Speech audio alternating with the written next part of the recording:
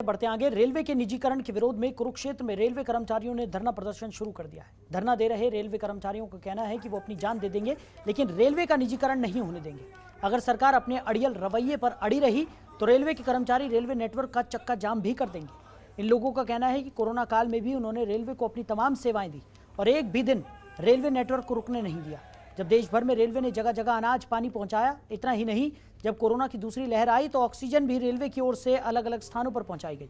अब केंद्र की सरकार रेलवे का निजीकरण करने जा रही है, ये किसी भी कीमत में बर्दाश्त नहीं होगा।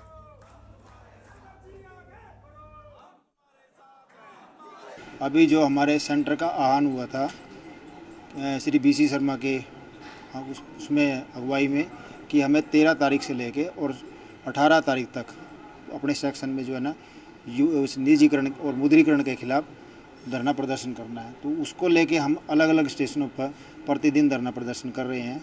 अभी हमने परसों पानीपत में किया था, कल करनाल में किया था, आज कुरुक्षेत्र में। और हमारी जो प्रदर्शन चल रहा है, विरोध प्रदर्शन चल रहा है, वो निजीकरण के विरोध में चल रहा है। सरकार की जो दमनकारी नीति है कि सार्वजनिक क्षेत्र के जितने भी उपक्रम है, खासकर रेलवे को निजीकरण के हाथों में, प्राइवेट हाथों में सौंपा जा रहा है, जिससे कहीं ना कहीं उसके दूरगामी प्रभाव होंगे और कहीं ना कहीं कर्मचारियों का हित भी उसमें लगा है। कहीं ना कहीं हमारे कर्मचारियों का अहित होगा उसमें। तो उसी के लिए कि इस दमनकारी नीति का विरोध हो और निजीकरण बंद हो, उसी के विरोध में आज हमारा यहाँ पर एक प्रदर्शन चल रहा है। रेलवे का तो इस सरकार ने इतना बेड़ा गर्क कर दिया है कि जब से प्राइवेटाइजेशन आया है, जिसको आउटसोर्सिंग का नाम दिया है, तब से लेके हमें दिन पर दिन रेल घट रही है और घटती जा रही है।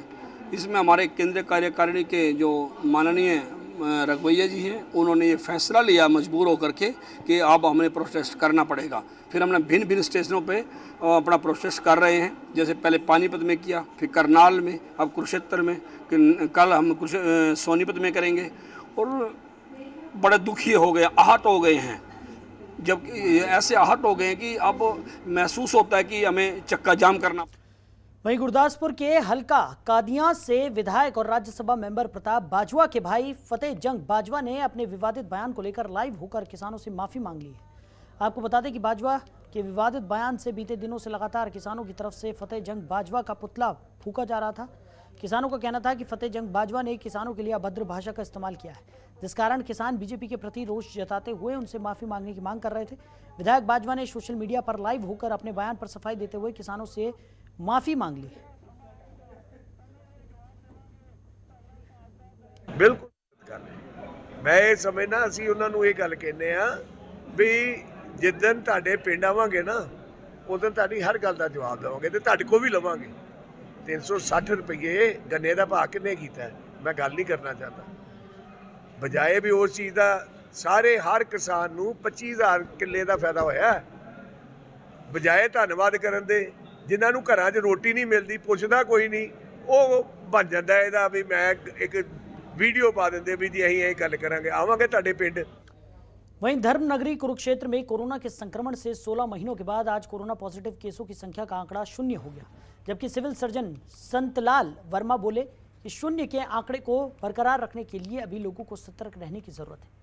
कुरुक्षेत्र में कोविड का पहला केस 6 अप्रैल 2020 को सेक्टर 7 में मिला था। इसके बाद कुरुक्षेत्र में 22,128 लोगों की रिपोर्ट पॉजिटिव मिली, जिसमें से 21,772 पॉजिटिव मरीज ठीक हो चुके हैं और 356 कोविड मरीजों की मौत हो चुकी है। सिविल सर्जन संतलाल वर्मा ने स्वास्थ्य विभाग की रिपोर्ट और बुलेटिन का अवलोकन करने के बाद स्वास्थ्य विभाग के अधिकारियों और कर्मचारियों को बधाई देते हुए कहा कि सभी के प्रयासों से आज कुरुक्षेत्र कोरोना मुक्त हुआ है, लेकिन अभी भी इस स्थिति को बरकरार रखने की जरूरत है और ये तभी संभव हो पाएगा जब सभी लोग सख्ती से कोविड-19 की गाइडलाइंस का पालन करेंगे।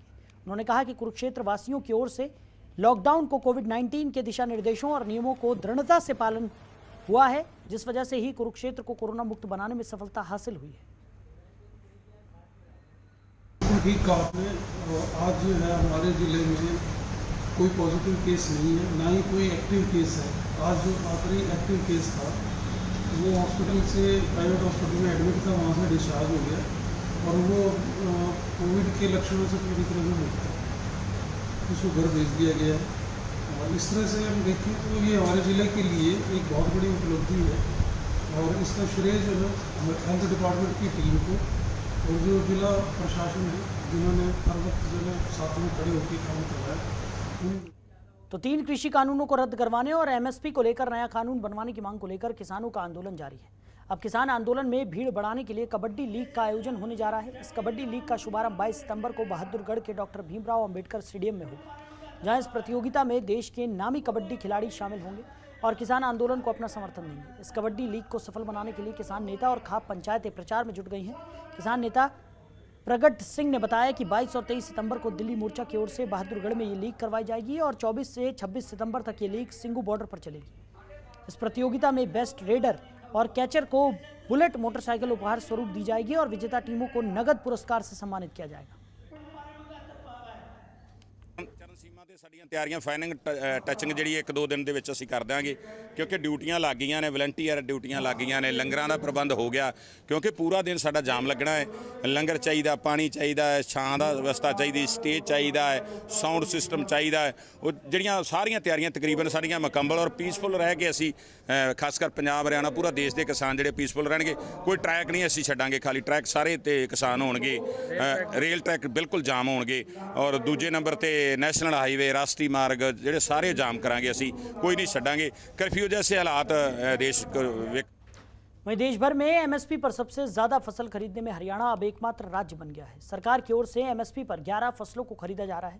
करनाल में कृषि उपनिदेशक ने बताया कि हरियाणा देश भर में न्यूनतम समर्थन मूल्य पर सबसे ज्यादा फसलें खरीदने वाला एकमात्र राज्य है।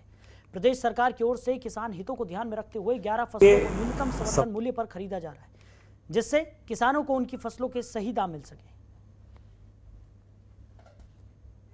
सबसे पहले मैं आपको बताऊं कि जो 11 फसलों पे जो हरियाणा नंबर 1 पे आया है उसमें मुख्य तौर पर गेहूं, धान, जौ, सरसों, कपास, सूरजमुखी, बाजरा, मक्का जो हरियाणा की मुख्य फसलें हैं। और इसमें सेंट्रल पूल में जो हमारा सहयोग है हरियाणा का और पंजाब का और वेस्टर्न यूपी का, वो तकरीबन तीनों का हमारा बराबर है। और गेहूं के उत्पादन में और धान के उत्पादन में, सरसों के उत्पादन में, इन तीनों में हमें राष्ट्रीय स्तर पर भी हरियाणा को पहले पुरस्कृत किया जा चुका है। तो सर अब ये काफ़ी दिनों से हमें मिल रही थी, लेकिन मैं तो ये कहूँगा अभी एमएसपी पूरे देश में होनी चाहिए, सभी किसानों को मिलनी चाहिए, जैसे हरियाणा पंजाब में मिलके सभी किसानों को मिले, ताकि सब किसान भाई हमारे बराबर आए।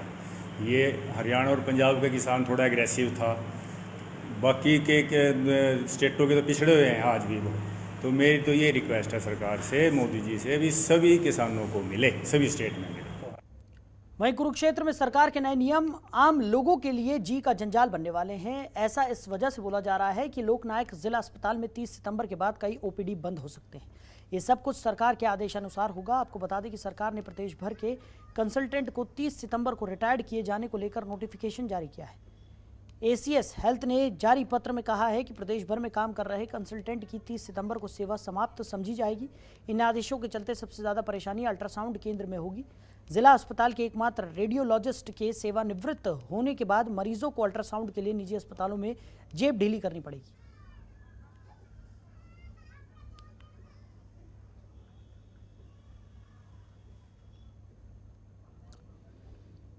तो करनाल में सेक्टर 9 में घर में घुसकर डकैती का मामला पुलिस ने सुलझा लिया है। इन 5 बदमाशों ने घर में घुसकर रात के समय घर का ताला तोड़कर बुजुर्ग दंपति को बंधक बनाया, उनको जमकर मारा पीटा और उसके बाद लूट की वारदात को अंजाम दिया। आपको बता दें कि इन बदमाशों ने इतनी ज़्यादा मारपीट बुजुर्ग दंपति के साथ की कि उन्हें अस्पताल में भर्ती करवाना पड़ा। फिलहाल पुलिस ने इन 5 बदमाशों में से 4 बदमाशों को गिरफ्तार कर लिया है, जबकि एक बदमाश अभी भी पुलिस की गिरफ्त से दूर है। पुलिस उसकी तलाश में जुटी हुई है।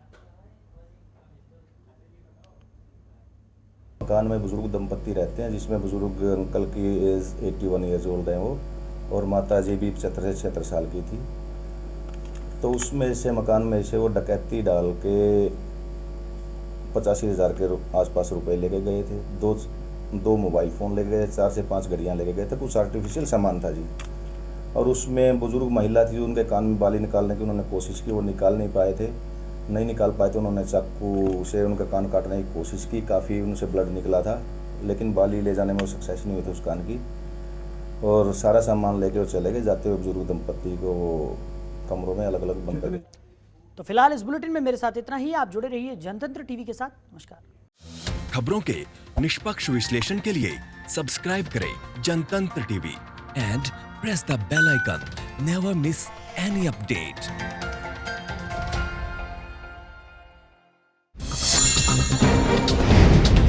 डाउनलोड कीजिए जनतंत्र टीवी ऐप को, जो कि अवेलेबल है गूगल प्ले और ऐप स्टोर पर। अधिक जानकारी के लिए अभी डाउनलोड करें।